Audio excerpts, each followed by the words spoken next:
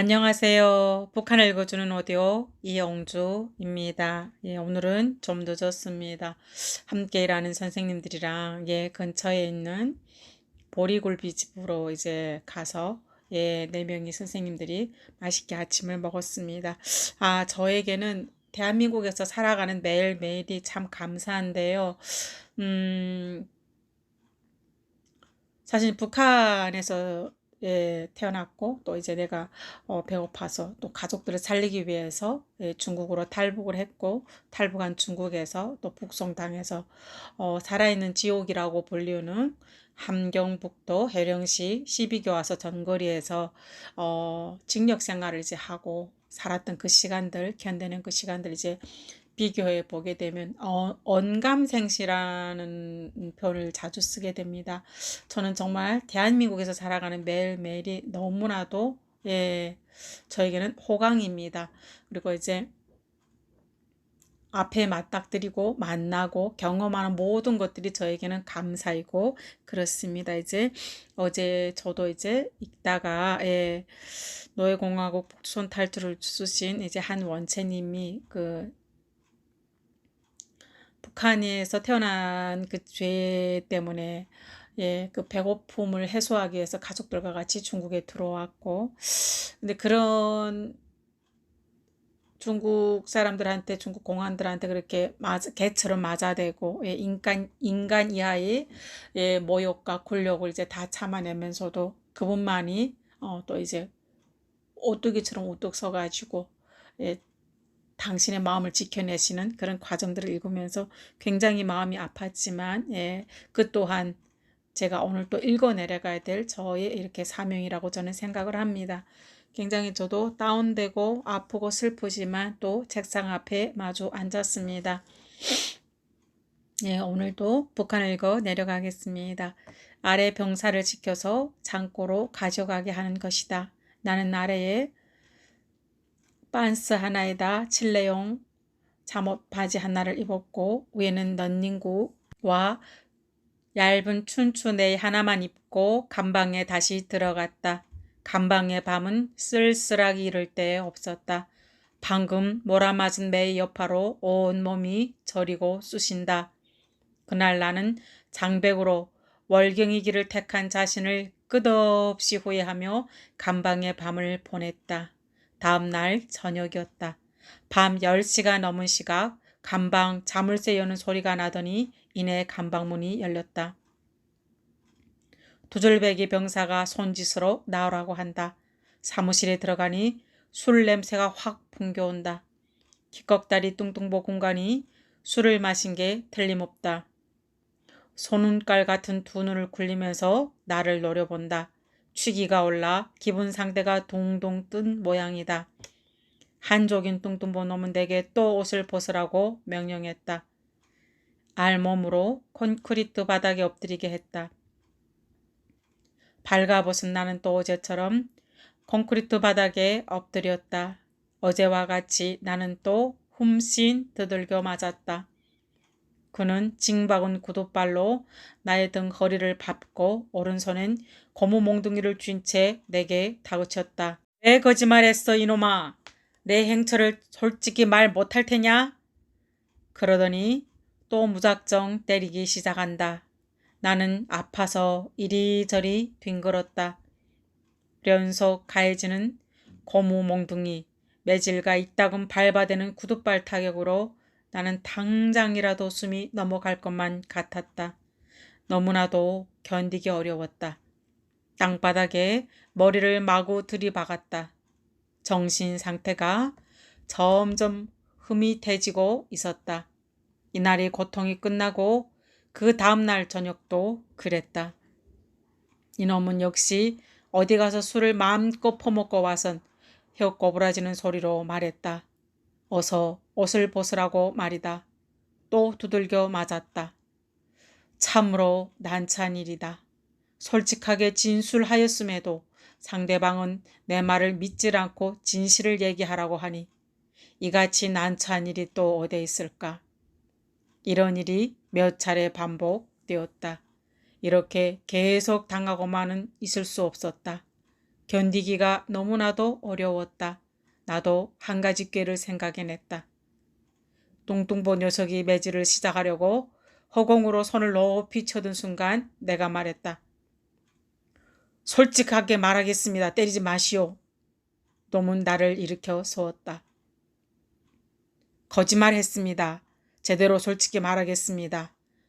나는 그자가 바라는 대로 진술하려고 했다.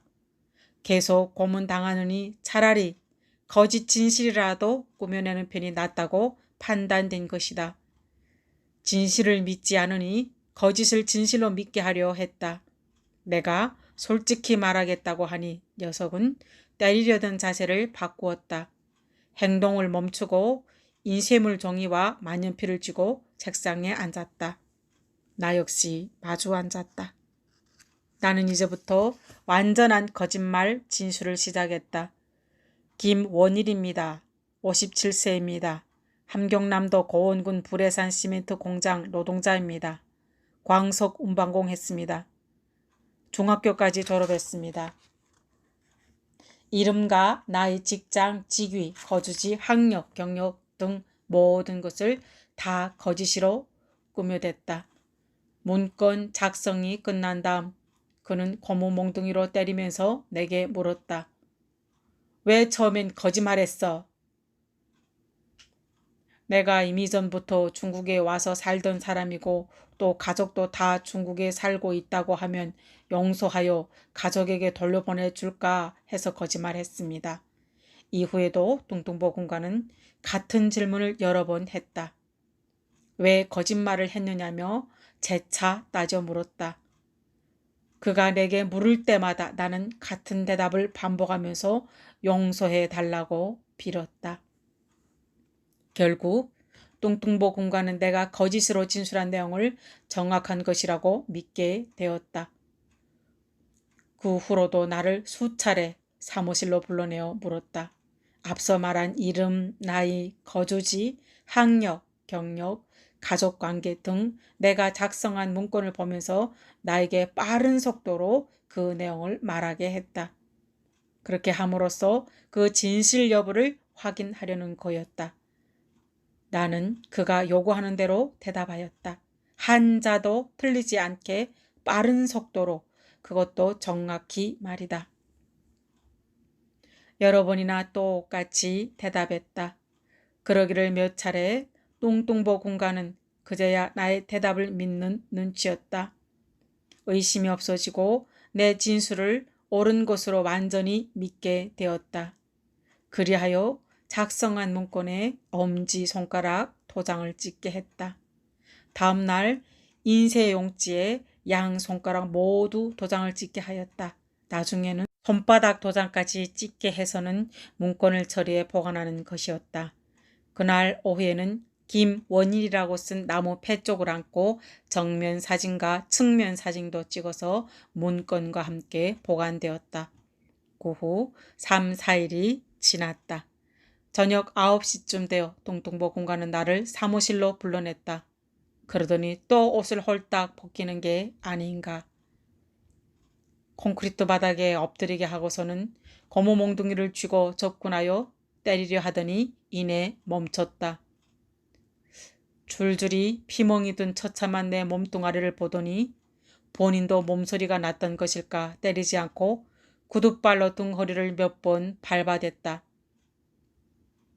목을 한참이나 밟고 있다가 물러서서는 옷을 주워 입으라고 지시했다. 이런 일이 있었던 다음 날 밤 나를 또 불러내더니 숯에 잠근 채 나를 난방 배관에 고정시켜 놓았다. 그러더니 12,000볼트의 고압 전기봉 고문기로 몸의 아무 부위나 마구 지져대는 것이다. 전기봉 끝에 시퍼런 불꽃이 튕기면서 부직부직 괴음을 내면서 몸에 닿을 때마다 나는 엄청난 고통을 느꼈다. 몸의 국부가 전기봉에 감전되어 참기 어려운 고통 속에서 몸부림치는데 이자는 계속하여 전기봉으로 마구 지저댔다. 사람을 살아있는 장난감으로 생각하고 전기봉 지저대기 노름이나 하는 것처럼 이리저리 따라오며 마구 짖어대는 것이다. 실로 억울한 장면이다. 그는 내게 이렇게 물었다. 누가 너를 중국에 맘대로 오라고 했는가? 죽고 싶어 왔나? 나의 감방 호실에는 다른 월경자 2명이 또 있었다. 이들도 역시 매일과 같이 고무몽둥이가 전기봉으로 고문당하고 있었다. 어떤 날에는 뚱뚱보 군관이 형사를 데리고 감방 안까지 들어와 우리 3명이 감방 수인들에게 전기봉으로 마구 짖어댔다. 중국 만장 변방대에서의 감방 생활은 이처럼 처참했다. 전기봉으로 고통당하던 때의 어느 하루는 그 키컥다리 뚱뚱보 군관이 나의 왼쪽 팔을 등 뒤로 비틀어 올리고 오른쪽 팔은 머리 위로 올랐다가 목 아래까지 내려서 두 손목에 수세를 잠궈 놓고 2시간이나 세워두는 것이다. 등 뒤와 목 아래에서 두 손목이 수세에 잠겨 있으니 그 고통은 또 얼마나 심하였던지 정신을 잃을 정도였다. 등 뒤에 높이 쳐들어 올린 손은 무게에 의해 아래로 자꾸 내려지면서 목 뒤에 놓인 다른 손을 아래로 잡아당기는 것이다. 그러니 손목의 잠금수세에 철 모서리가 닿는 손목 부위가 압박되고 피멍이 지고 손은 온통 피가 통하지 않아 혈액순환에 지장을 받았다. 결국 피부색이 시꺼멓게 죽어갔다. 맞는 것보다 더 어려운 고통이 느껴졌다. 그런 상태에서 또 전기봉으로 짖어댔다. 맞아대며 짖어대며 수세에 잠기기를 거듭하면서 만장 변방대에서의 고달픈 나날을 보냈다. 물론 이 고통스러운 만장 변방대 감방 생활은 나만 당한 것이 아니다. 나와 같은 감방에 함께 있는 다른 2명의 탈북자도 꼭 같은 고문을 당했다. 내가 만장 변방대 감방에 갇혀있는 기간에 27살 난 조선 처녀를 장백에서 홀려 중국 처녀로 변복시켜 데리고 오다가 만장에서 잡힌 인신매매 업자들도 만날 수 있었다. 그들은 조선 처녀를 데려다가 단동에 가서 팔아넘기려 하였다. 30대 나이의 중국 조선족 청년 1명과 한족 2명이 사람 장사하려다가 감방에 잡혀 들어왔던 것이다. 그들은 5일간이나 감방 생활을 하면서 신문 받다가 변방대 찌뿌차에 실려 어디론가 가버렸다. 내가 18일 동안이나 만장 변방대에서 생활할 때의 일과를 해고해 본다. 아침 6시 기상하고 저녁 10시에 취침한다. 아침 6시 30분이면 변방대 병사들이 아침 식사를 한다. 그들의 식사가 끝나면 죄수들이 식사하는데 그 시간은 제정된 시간이 없이 무질서하다. 어떤 때는 10시가 되어서 아침 식사를 줄 때도 있다. 식사는 감방 안으로 날라다 준다. 낮 12시에 병사들이 점심 식사가 시작되고 그들의 식사 후 감방객들이 밥을 먹게 되는데 그 역시 정확한 식사 시간을 보장한다고 말하기가 어렵다. 생각나는 대로 주는 것이 그들의 본색이다. 저녁 6시에 병사들 식사가 진행되고 그 후에 감방객들이 차례가 온다. 제정된 시간이 없이 식사 날라주는 병사의 생각 나름대로 수행된다. 밤 10시에 직일 병사가 감방 수인들에게 이불과 요, 베개를 준다. 그런데 그 10시라는 것이 명색뿐이지 자정이 넘어서야 취침 조건이 보장되는 때가 다반사다. 그들은 감방에 감시 카메라를 설치하고 옆방에서 텔레비전 화면으로 죄수들을 감시한다. 하루 식사는 2끼만 보장한다. 저녁은 매일 보장하고 아침과 점심은 하루씩 엇받고 보장한다. 적은 양의 식사마저 하루 2끼만 공급하기 때문에 배고픔을 참기 어렵다. 어느 날은 작게 만든 밀가루빵 2개 또는 3개를 준다. 국도 없이 접시에 적은 양의 소채 반찬만 주는 경우도 있다. 이곳으로 다음 끼니까지 참기가 매우 어려운 사정이다. 감방 한 구석에는 바켓스를 놓아 대소변을 받게 하며 3, 4일에 한 번씩 변소에 가져다 버리게 한다. 중국 만장 변방대서의 18일간은 괴로움과 고통의 나날이었다. 민족적 멸시와 원한을 가슴에 품고 지낸 비분의 18일이었다. 나는 중국 만장 변방대 비인간적 처사에 대하여 반인권, 반인륜 책동을 전 세계 앞에 단죄한다. 9월 29일 아침 6시다. 기꺽다리 뚱뚱보 군관이 호출한다. 감방 안의 탈북자가 모두 호출되었다. 장백현으로 호송되어 조선으로 넘길 모양이다. 한 감방에 함께 있던 우리 3명과 다른 감방에 있던 4명, 합계 7명의 조선 사람이 2대의 만장 변방대 찌푸차에 나누어 탔다. 나와 함께 있던 3명이 한 차에 앉고 다른 감방에 있던 4명이 다른 한 차에 올랐다. 뚱뚱보 군관은 찌푸차 뒷좌석에 우리 3명을 앉혔다. 한 손엔 수세의 한 끝을 세우고 수세의 다른 쪽 끝은 차의 천장 밑으로 설치된 가스도관 우로 넘겨서 다른 한 손을 채워 놓았다. 예, 여기까지 읽었습니다.